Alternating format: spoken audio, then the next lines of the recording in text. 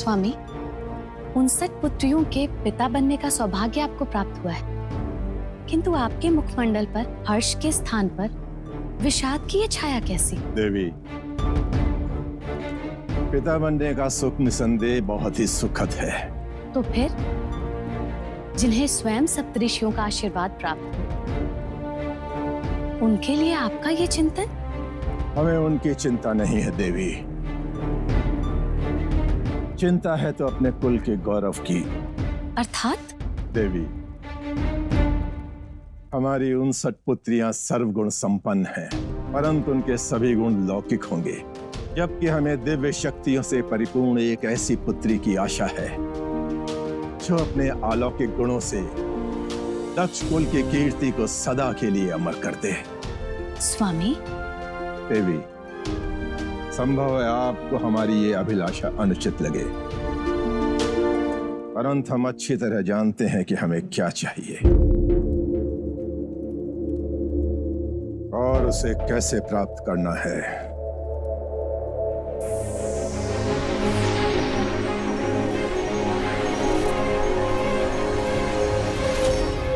दिव्य पुत्री की कामना लिए दक्ष पहुंचे ब्रह्मलोक अपने पिता से इस विषय पर विचार विमर्श करने के लिए। हम आपकी आंतरिक इच्छा जान चुके हैं पुत्र। उस इच्छा की पूर्ति के लिए आपको महादेव की ही तपस्या करनी चाहिए।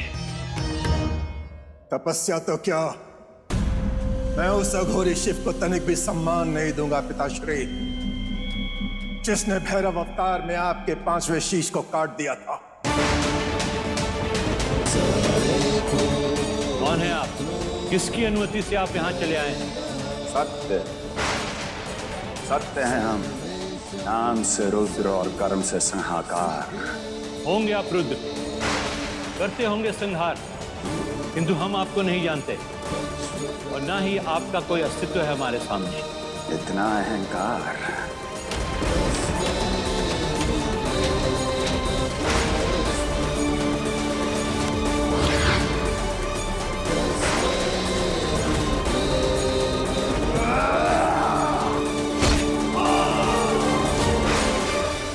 आप वो प्रसंग भूल सकते हैं, मैं कदापि नहीं।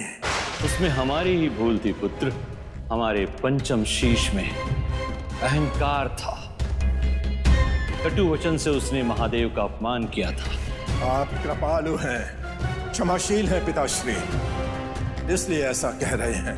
भोलेनाथ त्रिकालदर्शी योगी है पुत्र, वो पक्षपात नहीं जानते।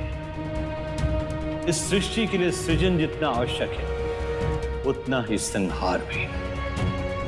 वो देवों के देव महादेव है पुत्र, हमारे भी आराध्य हैं। देवाधिदेव महादेव तो क्या, मैं उन्हें देवता तक नहीं मानता।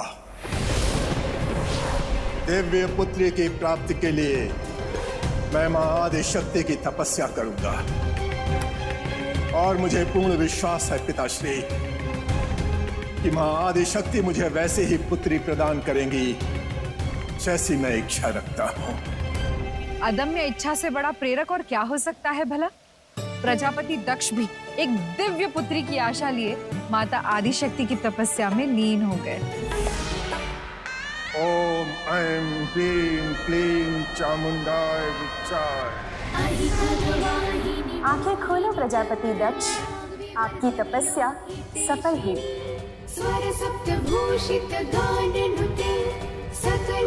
माता आदिशक्ति की जय हो।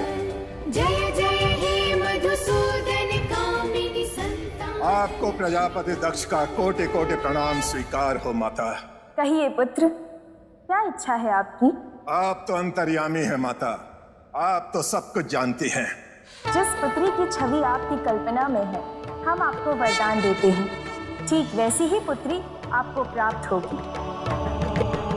दैव शक्ति और अलौकिक गुणों से संपूर्ण आपकी वो पुत्री इस शत सहस्त्र में केवल एक ही होगी। हे जगत जननी माता, हम धन्य हुए। किंतु ध्यान रहे पुत्र, उस पुत्री का कभी अनादर नहीं होना चाहिए, अन्यथा उसी क्षण आपका सर्वनाश हो जाएगा। ऐसा कदापि नहीं होगा माता। हम वचन देते हैं माता आदिशक्ति कि हम कभी भी अपनी पुत्री का अपमान नहीं करेंगे।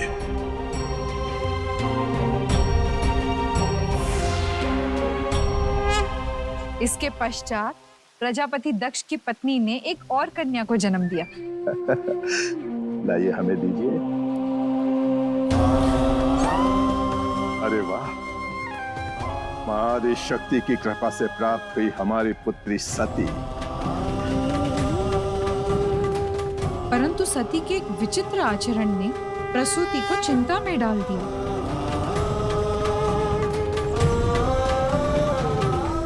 आइए स्वामी, आइए। देखिए, जन्म के पश्चात ही इसने अपनी मुष्टि कभी नहीं खोली। अरे हाँ, ये बात इस ओर हमारा ध्यान गया ही नहीं। स्वामी, कहीं ये किसी प्रकार का शारीरिक विकार तो नहीं? हमने इसकी मुष्टि को खोलने का प्रयत्न भी किया, किंतु। चिंता न करें महारानी, हमारी पुत्री का जन्म मां आदिशक्ति की कृपा एवं आशीर्वाद से हुआ है, इसलिए ये सभी प्रकार से स्वस्थ एवं सुरक्षित रहेगी। कह तो आप उचित रहे हैं स्वामी, किंतु हम मां हैं, चिंतित कैसे ना हो। कृपा कर आप ये पता करवाइए कि इस विचित्र व्यवहार का क्या कारण है। अवश्य।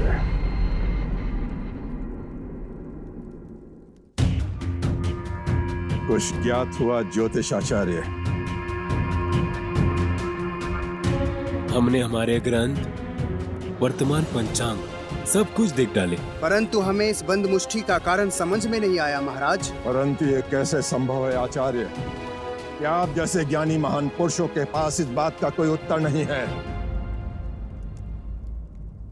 कृपया एक बार पुनः शास्त्रों में देखिए आचार्य, ये हमारी पुत्री के स्वास्थ्य का प्रश्न है।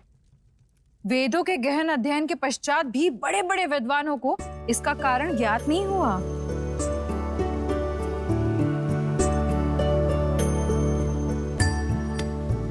अकेले में तो भाग्य की लेखाएं होती है ना? क्या मुट्ठी बंद रखने का संबंध सती के भाग्य में था? मारुति, कुछ ऐसा ही समझ लीजिए।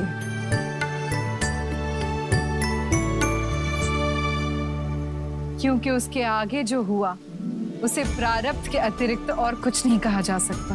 लगता है बंद मुट्ठी की कथा रोचक होने वाली है।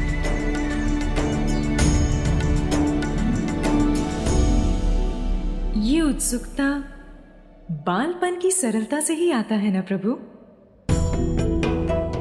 परंतु उम्र बढ़ने के साथ साथ ये निश्चल जिज्ञासा धीरे धीरे घटने क्यों लगती है प्रभु? क्योंकि अनुभव जितना बढ़ता है, सरलता भी उतनी ही कम होती है। कितनी गूढ़ बात कर दी है आपने स्वामी।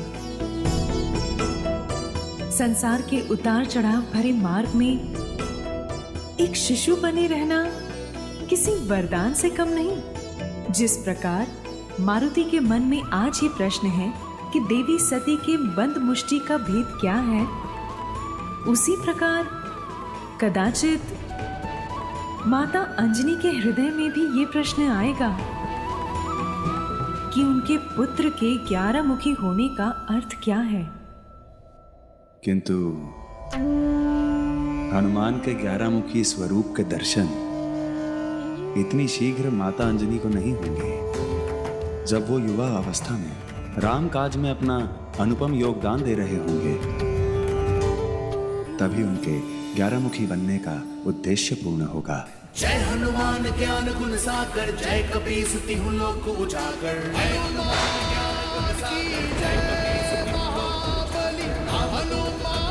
बंद मुट्ठी का रहस्य कोई जानता है माता? ये रहस्य अंततः उस दिन उद्घटित हुआ जिस दिन देवर्षि नारद और सप्तऋषि राजा दक्ष के यहाँ पहुंचे।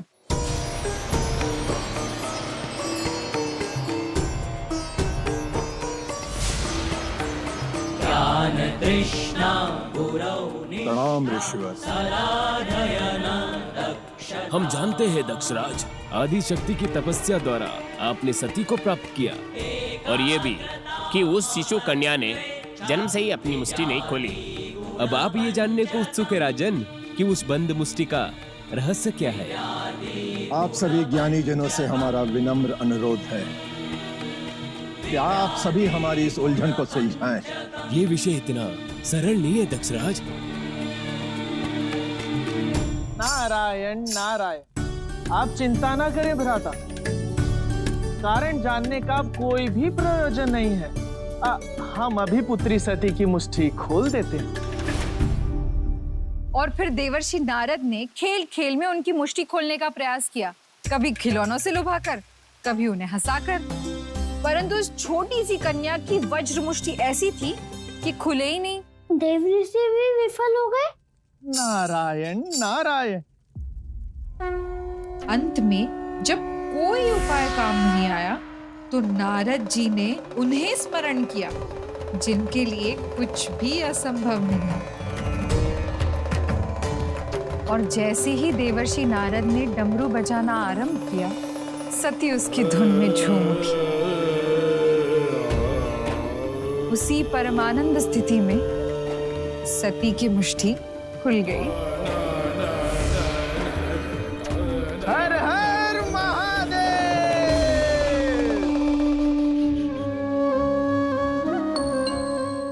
भीतर क्या था माता? भीतर था एक छोटा सा रुद्राक्ष फल। तो गया? और जैसे ही दक्षराज ने वो रुद्राक्ष लेने हाथ आगे बढ़ाया, वैसे ही संपूर्ण कक्ष प्रकाशमय हो गया। और फिर धीरे धीरे वो रुद्राक्ष सती के हथेली में समाहित हो गया।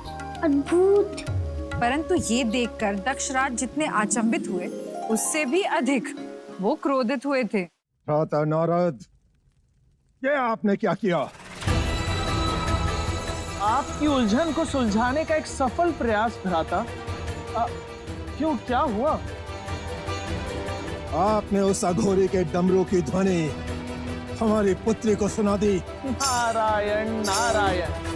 देवादिदेव महादेव के चमत्कार देखिए, एक ही क्षण में आपकी सभी समस्याओं का समाधान। नहीं चाहिए समाधान, ये अवश्य उस अघोरी का कोई छल है। आप व्यर्थ ही विचलित हो रहे हैं। महादेव तो लोक कल्याण की प्रकाष्ठा है। धिक्कार है। जिस महादेव ने हमारे आपके पिता श्री ब्रह्मदेव का शीश काट दिया था, आप उसी का पक्ष ले रहे हैं। कहीं आपने जानबूझकर हमारी पुत्री सती के हाथों में उस ढोंगी महादेव का दिया हुआ रुद्राक्ष तो नहीं रख दिया? नारायण नारायण, ये आप क्या कह रहे हैं भ्राता? इसमें देव ऋषि नारद का कोई दोष नहीं है। सती शिव से जुड़ी हुई शक्ति है दक्षराज। असंभव। इस सत्य को अपना ले, इसमें सबका हित रहेगा। नहीं, उस ढोंगी शिव की छाया हम अपनी पुत्री सती पर कदापि नहीं पड़ने देंगे। जैसे जैसे सती की आयु बढ़ने लगी, वैसे वैसे ही दक्षराज का महादेव के प्रति द्वेष बढ़ता गया। और इस विकार से ग्रसित होने के कारण वो ये नहीं समझ पाए कि सती ही शिव शक्ति थी।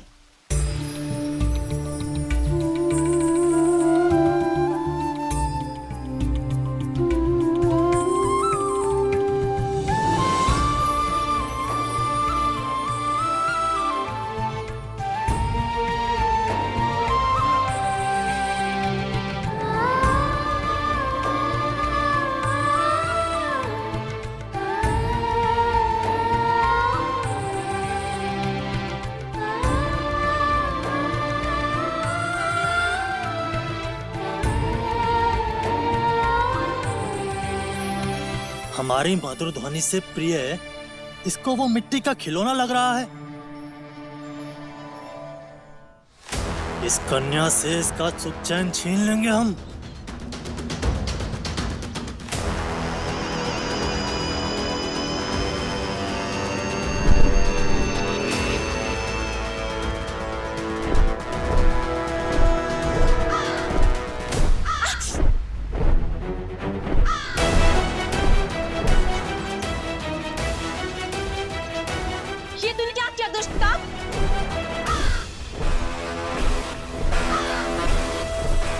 रुक जा। तिनका? ये तिनका महाबली कागासुर का क्या बिगाड़ लेगा मूर्ख बालिके? तू हमें क्रोध दिला रहा है ना?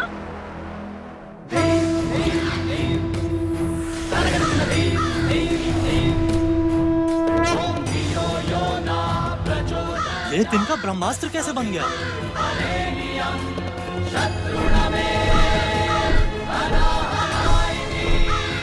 अपनी मृत्यु को स्वयं निमंत्रण दे दिया है हमने।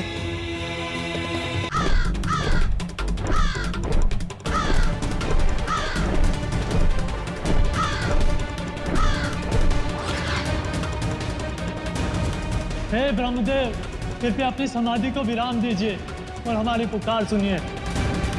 एक बालिका ने हमारी ओर तिनका भर फेंका जो ब्रह्मास्त्र में परिवर्तित हो गया। उससे हमारी रक्षा कीजिए प्रभु, उससे हमारी रक्षा कीजिए। बालिका ने तिनका क्यों फेंका उसका कारण नहीं बताया आपने, परंतु हम जानते हैं। हमसे भूल हो गई ब्रह्मदेव। आपने एक महाशक्ति को रुष्ट किया और उन्हें रोक पाना हमारे लिए संभव नहीं है। कोई तो उपाय बताइए ब्रह्मदेव। आप जाकर श्री हरि विष्णु से सहायता मांगिए, वही आपको उपाय बताएंगे। जो आज्ञा ब्रह्मदेव।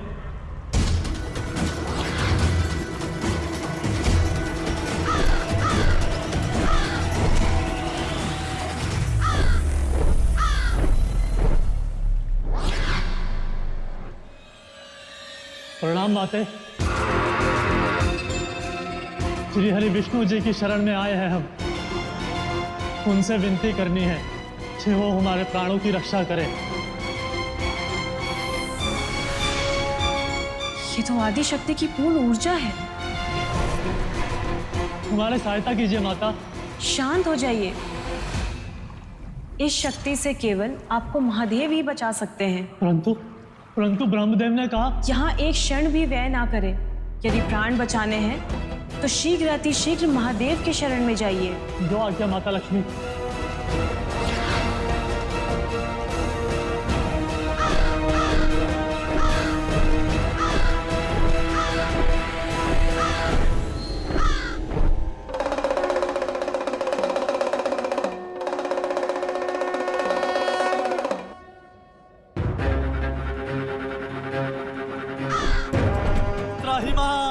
त्राहिमाम, हे महादेव, हमारे प्राणों की रक्षा कीजिए प्रभु।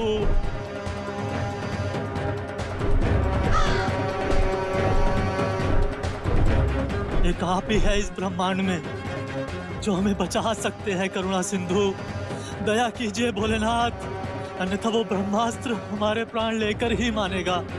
महादेव।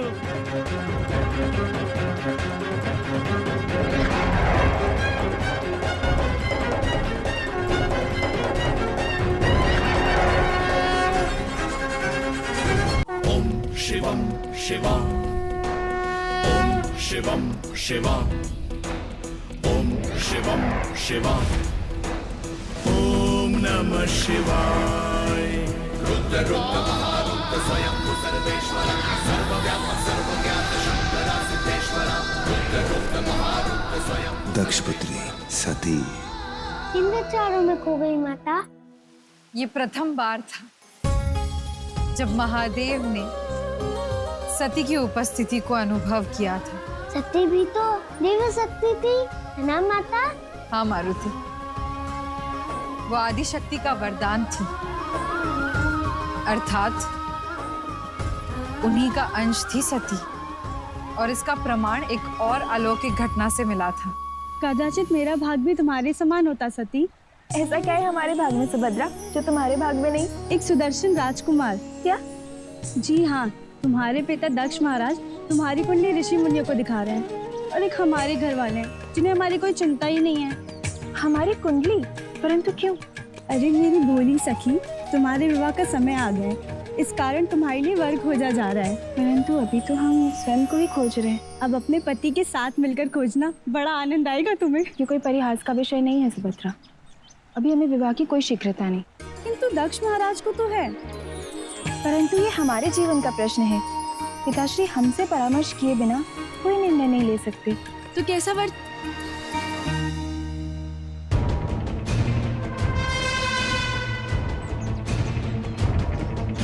सुभद्रा क्या हुआ? कहाँ जा रही है?